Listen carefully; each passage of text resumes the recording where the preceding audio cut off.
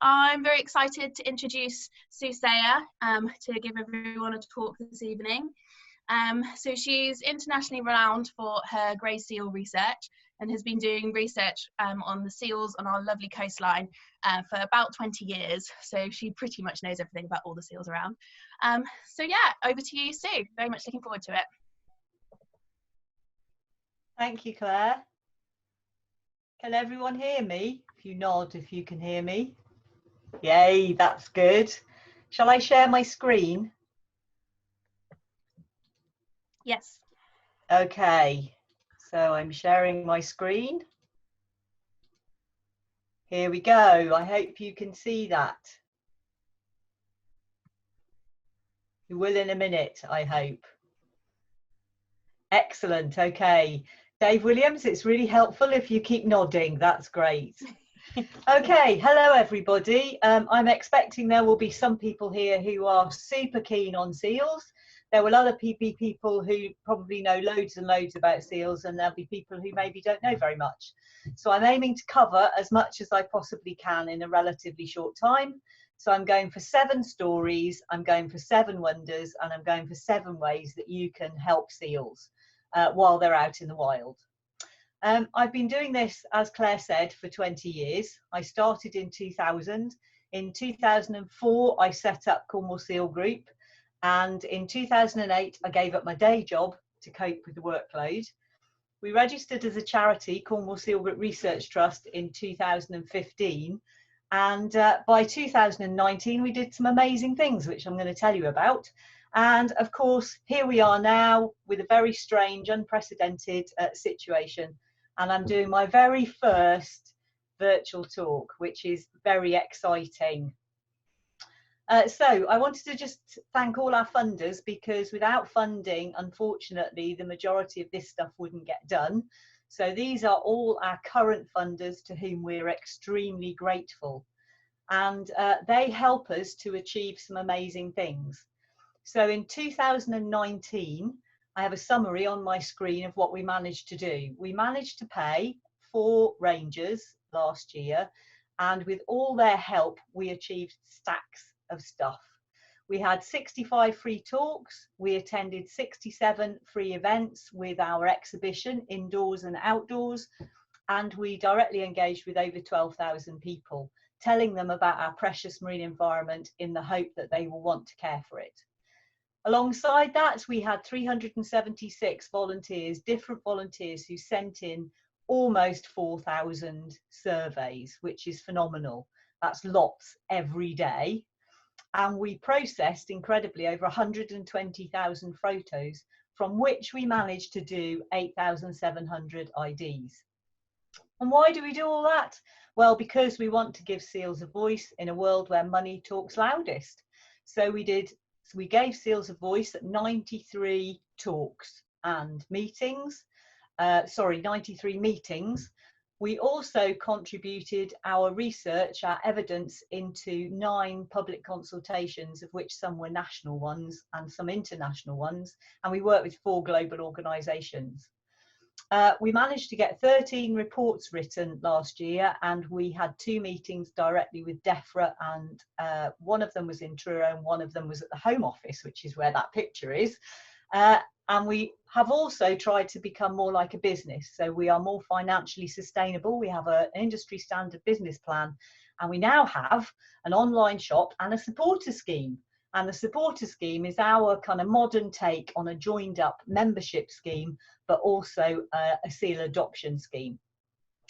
And all our work is based on photo ID.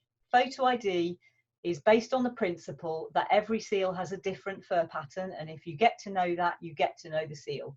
So on this particular beautiful adult female, she's got, never noticed this before, but Cheryl pointed it out, a single dot on her foreflipper on this side. Above that, on the top of her back, she's got something that to me looks like a mushroom. And then to the right of that, she's got something that looks like a snail or a tornado.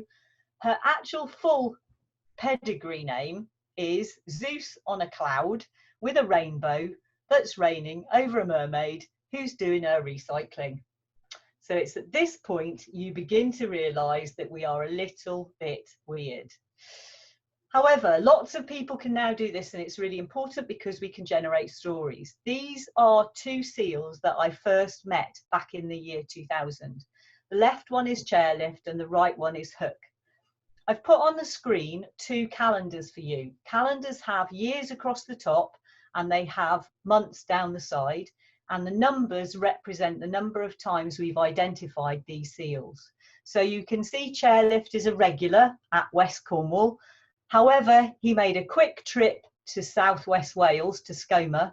He obviously didn't like it very much because he came straight back. And I think the fact that he still visits during the pupping season means that he's one of the majority of non-breeding male seals. So in the seal world, most males are non-breeding, and I think he's one of them. He's got an easy life. He just sleeps and eats and sleeps and eats and does a bit of swimming in between. Hook, on the other hand, has in 2013, he started to disappear completely during the breeding season. So I think he is a Beachmaster male who aims to try and mate with females so that he can father pups. So that's two seals. Seal number 3 is Lucille. She's called Lucille because we mostly see her in Lou. However, she surprised us very recently. In March, she appeared on Hauled Out in Brixham Harbour, which was incredible. The other photos on the top left of that slide are her in North Cornwall, her in West Cornwall, and also her photo from Lou.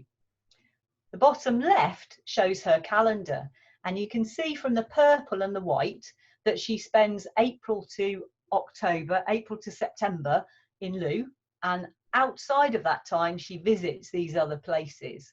So she's become a bit of a legend and a bit of a star, and that photo that Sarah took of her in Brixham is beautiful.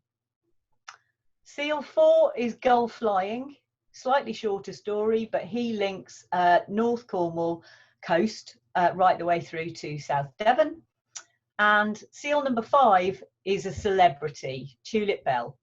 So she, we found out last year that she regularly visits the Isle of Man, which is 450 kilometres away. I first met her in 2001. Who would know then that by 2020, we'd discover she'd had 4 pups in the Isle of Man, and she routinely commutes between those two places. So on the top right, I've put a map to show all the places that Cornwall has been linked up to by grey seals.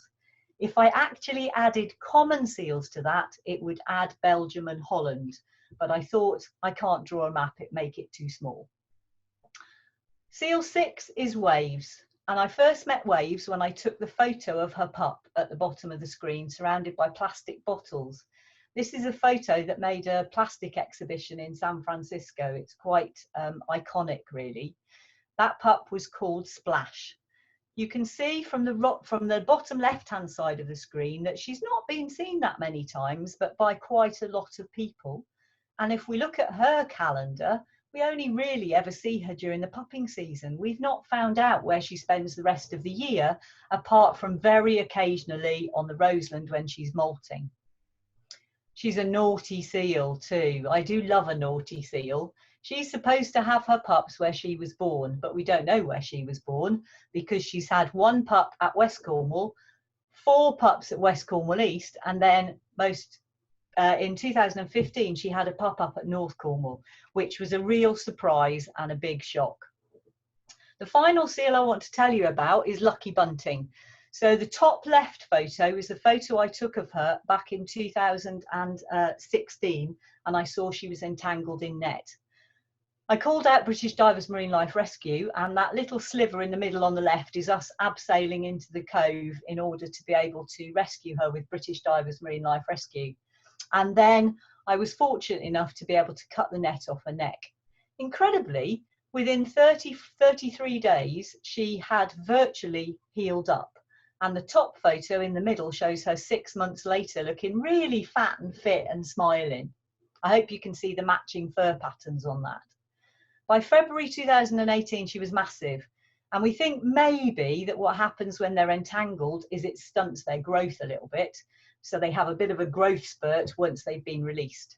Anyway, It all went quiet until December, and then on the 1st of December we discovered her with her first boyfriend, who you can see in the photo by Craig Ashley.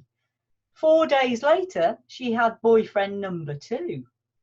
Top right, she had boyfriend number 3, and then boyfriend number 4.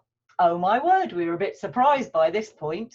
And then she had boyfriend number 5 approximately a month later. So this seal has, I don't know if you could see because they're quite small, but has got 2 pink scars on its back.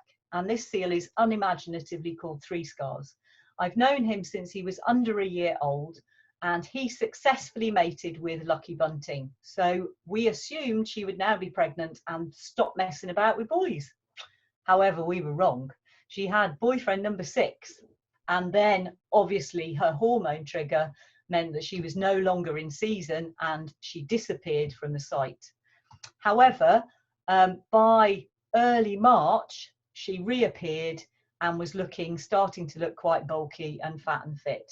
After this, she did some interesting commuting. She commuted from near Newquay up to a much quieter offshore site off the Camel, where obviously she was able to rest in peace. And then she commuted backwards and forwards in between times, I think three times. And then Harry Dennis sent us these beautiful underwater, actually it's a video, but I had to put stills on here to share with you, a beautiful underwater video of Lucky Bunting in the background being protected by an adult male called Mushroom. And I think you can maybe see from his body language with his flippers out like this, he was really being very defensive of Lucky Bunting and trying to tell Harry potentially to back off. However, Lucky Bunting obviously doesn't like being told what to do by boys because she approached Harry anyway. Go girls.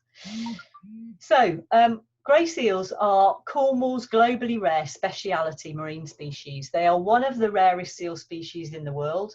And yet, even though we have 34% of the world's population in the UK, there are still more red squirrels in the UK than there are grey seals. So this is not a huge population globally.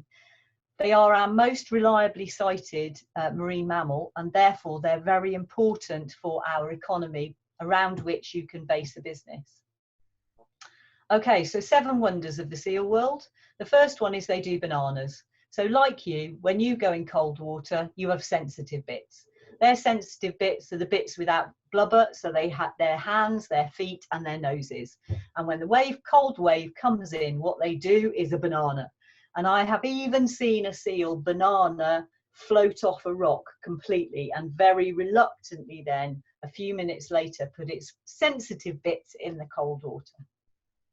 Their second wonder is touch. They sense things particularly with their vibrissae or whiskers on their face, and they have eyebrows too. Each whisker has 1,500 nerve endings, and your entire fingertip only has 2,500 nerve endings. So effectively, their muzzles are more sensitive than our hands, and that's what they use in order to try and find their fish. The third wonder is to do with their senses, so other senses. So they have hearing very similar to humans. So if we can hear them, there's a good chance that they would be able to hear us. They don't have ear flaps like us. Apparently they would lose too much heat in the cold water, so they just have a hole. They have eyes, big eyes, and they are adapted to being able to see equally well underwater and in the air. So I'm not sure if you can see carefully in that eye picture, but there is a vertically slit pupil, and that is one of the adaptations that enables them to have amphibious vision. This seal is crying, and crying is really good in the seal world. It means they've eaten a lot, and from that food they have metabolized water, enough water to flush their eyes clear. The fourth wonder is sleeping. The main photo on here is a seal sleeping vertically in the water with its nose up. It's called bottling. And the top photo on the right shows the nostrils open as it's taking a breath, and it's having a bit of a yawn and it's stretching those whiskers. And then it closes its nostrils, and when it's taken a few breaths, it will automatically sink under the water. And only when the carbon dioxide levels have built up in its blood will its rear flippers twitch in a reflex and bring it back to the surface for it to take some breaths, and then it will sink. And all of that happens automatically without the seal even having to think about it. So they can sleep in the sea very easily. However, they prefer potentially to sleep on land because they can shut more of their brain down if they're sleeping on land, and therefore it's potentially more restful for them. Wonder number 5 is diving. So this is a beautiful adult female called Radley, taken underwater.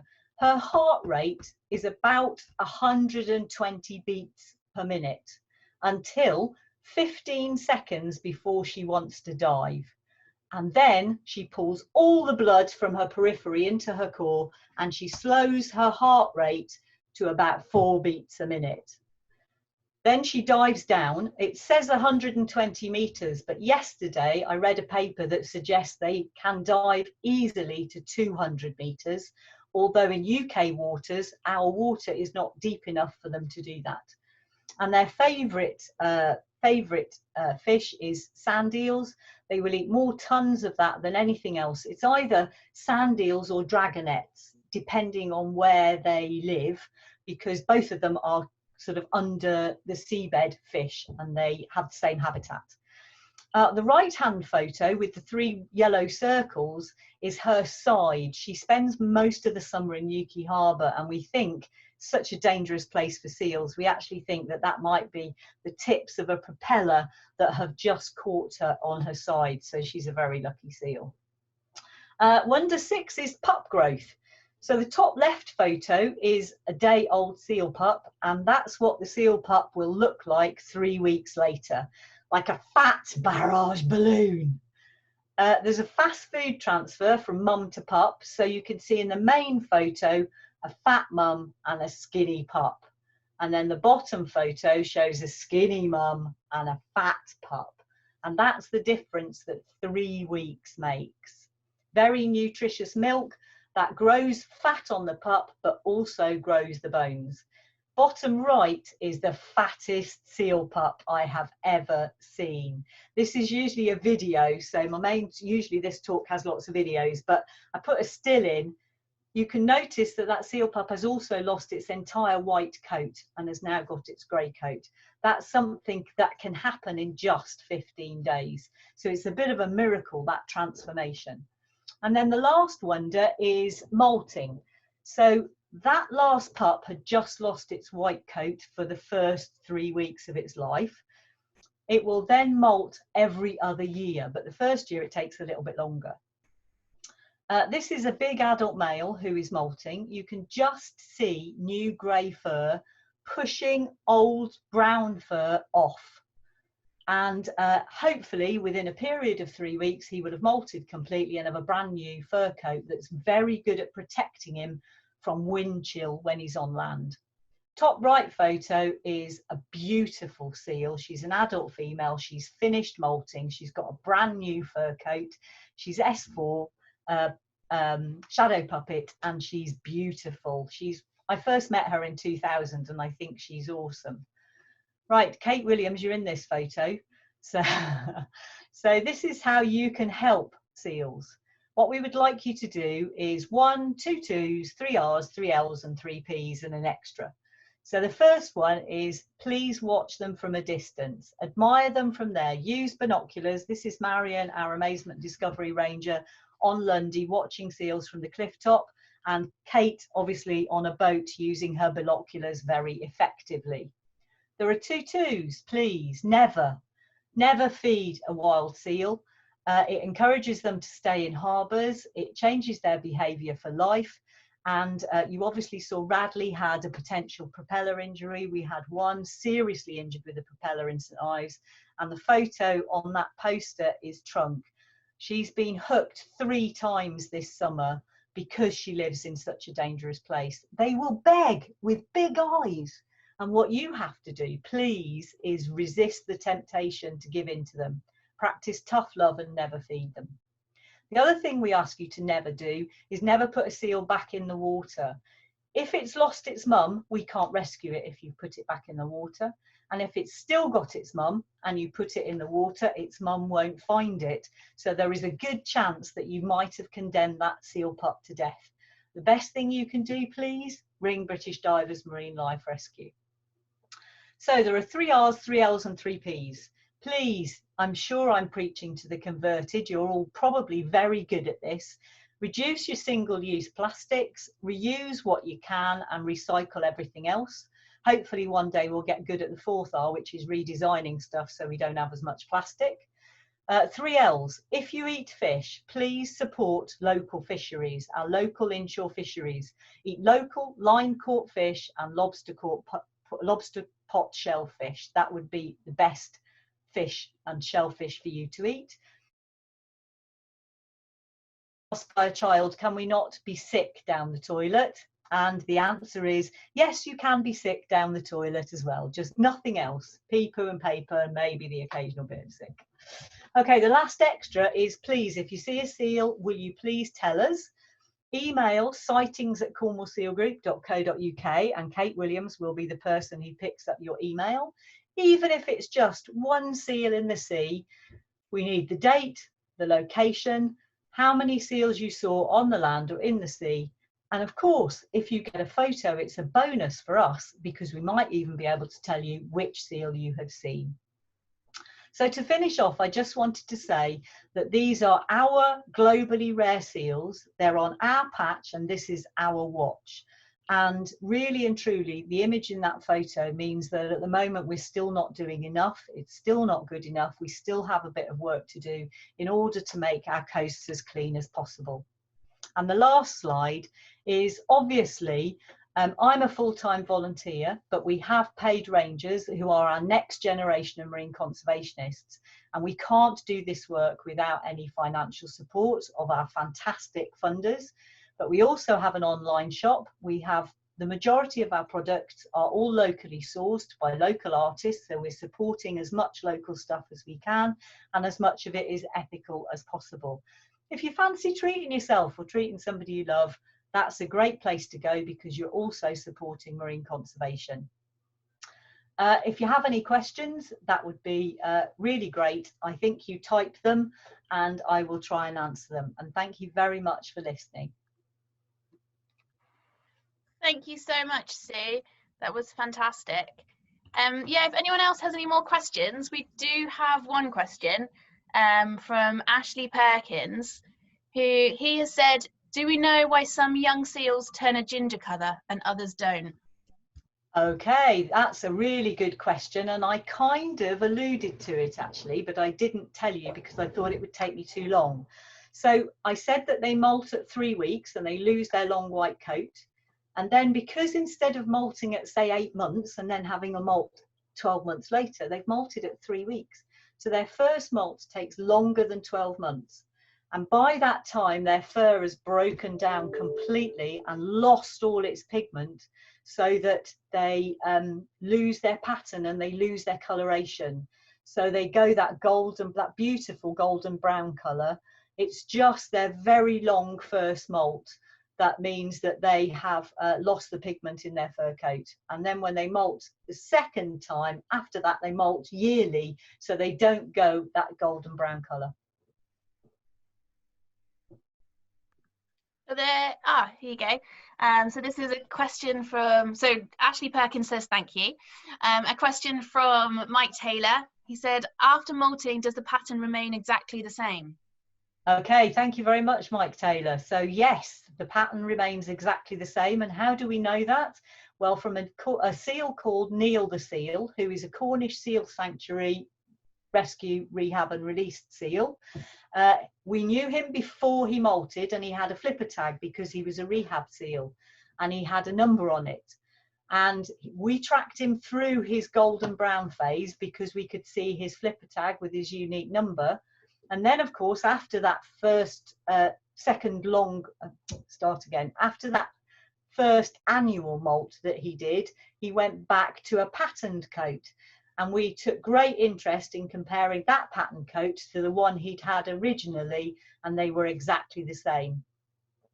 Thanks for that. I've got loads of questions coming through now. So, where have you gone? Emma Phillips says, how long can the grey seal sleep vertically underwater before coming up for more air?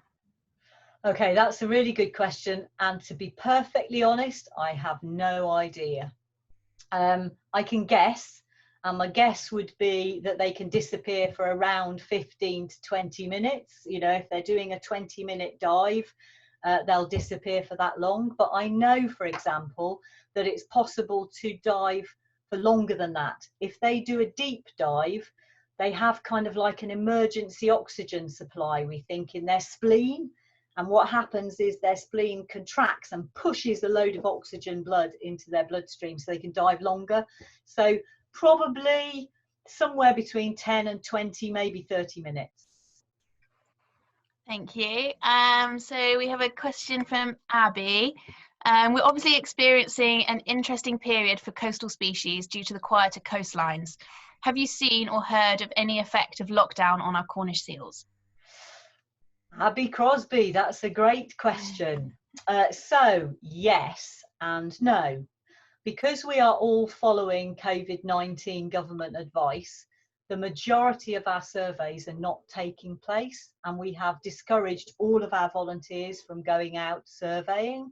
However, because of the way the Seal Grit Research Trust is set up, we have local people on their local patch surveying local seals. We have 25 plus hubs all the way around Devon and Cornwall. And because they're local, it means that they can walk to their local seal site. So some surveying is still going on. And what we've discovered is that on the surveys that have taken place, there hasn't been any disturbance. So not having people around has been a change. We've also noticed change for other species as well. For example, I saw a flock of 40 whimbrel on the coast path the other day. Well, there's no way you'd get 40 whimbrel on the coast path normally because they would it would have been too busy. I've also seen on a beach lots and lots of plastic. And on that particular beach, there wouldn't have been a lot of plastic because there's a couple of volunteers who go there pretty much every day to take the plastic off it. So there's that.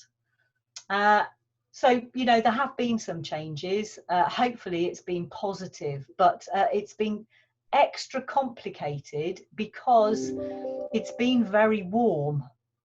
And seals at this time of year are going through a transition from mainland sites to offshore. And they've gone early because they get too hot on the mainland. And of course, we've had great weather. So they've moved offshore early, and that's complicated and made it difficult to fully assess what the impact of lockdown has had. Brilliant, thank you.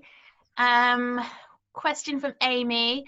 When is the breeding season? Because we saw loads one year in November at Polyjoke. Okay, so well done, Amy. Excellent. Seal pupping season is August to December. The peak pupping month always used to be October, and in the last 3 years it's moved to a month earlier in September. There's been another change with pupping as well. We used to get pups pretty much any month of the year, although most of them were August to December. And more recently, that pupping season has shrunk. So they're having them slightly later and finishing slightly earlier. So it's all change in the marine environment, presumably down to climate change. Another one from Kirsten. Hello, we have seen videos of rangers in the National Trust parks applying a dye to the seal pup furs to identify them. Does this pose any risk of abandonment to the pup from its mother? Oh, that's an interesting question. I will need to answer very carefully. So obviously we don't do any dyeing here. I know that it's done in Southwest Wales. It's also done on the East Coast. And it's done so that the pup can be linked with an adult. If you're effectively doing photo ID, in theory, you don't need to dye mark at all.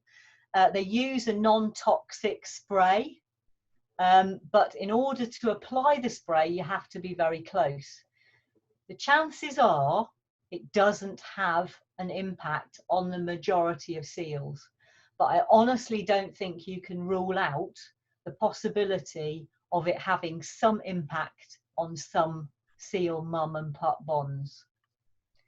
We just, you know, I don't think there's very much evidence of that. But on the other hand, you know, if you're routinely, regularly walking amongst a seal pup site, the chances of causing some issues must be greater than if you're not walking amongst them. We've got a message from Gemma. She said, in the video chat, there are 4 volunteers of a seal group in North Wales. Hello. We'd love to know if you have linked any seals to North Wales, as we have recently linked 2 pups here to Ireland. And she said thank you for a great talk. Oh, thank you very much. That's great. So we know some people in North Wales. Hello, guys. Thanks very much for your question. We haven't yet. But I keep watching your website, and I know it is only a matter of time before we find a link, because if Tulip Bell could go to the Isle of Man, I bet she stops off somewhere in North Wales on the way. It's only a matter of time. One day it'll happen. And question from Harold. Do you have any instances of common seals hauling out with greys? Oh, okay. Yes, we do, for sure. In Cornwall, we have mostly greys, but I think we had something like 80 odd sightings of common seals in Devon and Cornwall last year. And we routinely have one called Ellis, who is an adult male. And because there are not that many common seals in Cornwall, he hauls around with a load of grey seals and is routinely seen with them. I've looked at some photos today from the Loo Hub from Cliff, who has a photo of a smaller common seal, probably a female, Eliza, and she was hauled out with a load of grey seals on Loo Island. So yeah, I think they coexist quite happily. Okay, so we've got 2 more questions and we've got 4 minutes left. So question from Lucy. Do you know the names of the seals at Polkeris? I do not, and what I would love, Lucy, is I would love more photos of the seals that are there, so we could set up a catalogue at that particular site and track your seals to find out which ones are your regulars and which ones are the ones that link to everywhere else. And now we've got loads more sightings. Send them into sightings at cornwallsealgroup.co.uk and Kate will pick them up for you. Loads more questions are coming in quickly. Sorry, we've only got time for 1 more question. So the next one in the line was from Amanda Leonard, and she said, thank you very much. And what don't we know about seals, particularly anything that would be important to find out for their protection? So what we don't know about seals, lots, basically. There's still loads that I don't know about seals, and there's still loads we don't really understand about how they move around and how they link up sites. But a key thing that would be really good for us to understand more is how we link to foraging sites. So where the seals are that are coming to land in the southwest, where their main offshore feeding grounds are. But to find that out, we'd have to satellite tag, and that's another potentially controversial issue. All right, we've got time. I'm going to squeeze in this one more. So this is from Dylan, who's only 8. And I think it's a very good question for an 8-year-old. He wants to know if common seals and grey seals ever interbreed. Okay, very good question to end on. So if you're Ellis and you're an adult male grey seal surrounded by, I'll start again.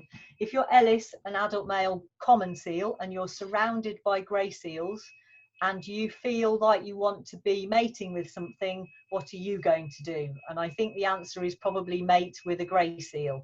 So I think they can interbreed, and I think they can have pups, but I think their offspring are sterile, so are not able to breed themselves. Okay, brilliant. So any other questions that do come through now, I can always ask Sue at a later date, and we can add that onto the end of this, because this video is going to go onto the Cornwall Wildlife Trust's YouTube account. So we can always ask these questions and add them onto the end. So yeah, I just want to say thank you so much, Sue. It was a great talk, and thank you everyone for watching it and asking such great questions. and hopefully we will see you at our next webinar.